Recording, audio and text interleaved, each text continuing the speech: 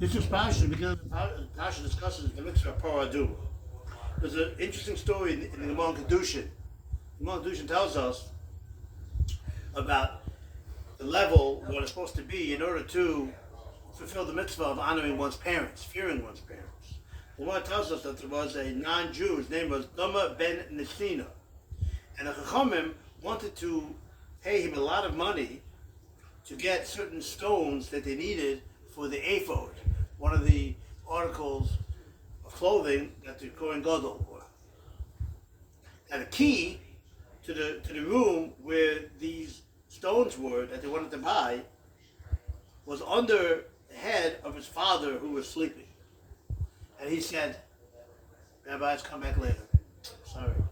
We'll go somewhere. Oh, no, but we need it now. We're making the ephod now. Too bad, go somewhere else. I ain't breaking up Dad." Okay, so he lost the money. They took it went somewhere else. I mean, I made that up. It doesn't say that anymore. But the point is, they did not buy anything from him, and he lost out on the money for selling him the stones. Another year, Kadosh Baruch Hu repaid him, and he was able to have a Pora Aduma in his flock, and he was able to sell it to the Jewish people. And the Gemara tells us, not really to give for us, that that he said, "I didn't want all the money, what it's really worth. I just want the money that I lost by not selling you the stones. I don't need all the money for the Pora Aduma, which is obviously worth more money than the stones. But I just want the money that I lost out for the stones." That's the Gemara. Very nice story to tell us that even a non-Jew understood that money is not something that you think about when it comes to disturbing your father by this. Very nice story. What is the Mida Keneged Mida? What is the quid pro quo? How come that he got, as a reward for fulfilling the mitzvah of the commandment, in his state, he wasn't Jewish, of not bothering his father when he was sleeping, so he got this idea of a Pora Aduma? What's the connection between the Pora Aduma and the mitzvah of honoring one's father? Says the Kotzker Rebbe, and I saw a different sefer, the name of the Gera Rebbe, the Chiddushei HaRim. Very interesting idea. When the guy did this, there was a kitrug. What's a good word for kitrug? There was an accusation made on the Jewish people. Look, a non-Jew is Moser Nefesh. A non-Jew gives up money for the mitzvah of Kibbutz Avayim.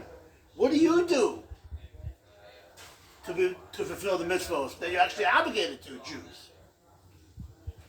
So Kadosh Baruch Hu made that the non-Jew got in his flock a Pora Aduma, and the Jewish people were willing to pay a lot of money for the Pora Aduma.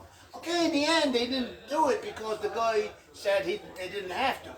But the point is, the Jewish people were ready to spend a lot of money for a mitzvah of Pora Aduma. How does that take care of the kitrug? Because you know why? The non-Jew, yes, he did show mysterious nefesh. But for what idea? For an idea that he understood. For an idea that made sense. For a mishpat. Honoring one's parents, not disturbing one's parents. Everybody understands that. They brought you into the world. Be a decent human being. Have a kos hatov. Appreciate what your parents did for you. They brought you into this world. So that he did. But a guy wouldn't fulfill mitzvah Pora Aduma. That don't make no sense. I ain't doing that, Rabbi. What? That doesn't make no sense. So the Jewish people were willing to be Moser Nefesh, and they were willing to spend a lot of money for a mitzvah that doesn't have a rationale. As we said in the previous Torah, it's a chok. It's not something that we understand. So by the Jewish people being willing to spend a lot of money for a mitzvah that they don't understand, that has no rationale, that took care of the kitrug of the accusation that was originally placed on the Jewish people by the non-Jew, by the Jews showing that they would care a lot about a mitzvah even though they don't understand it. I'll get you out of a second.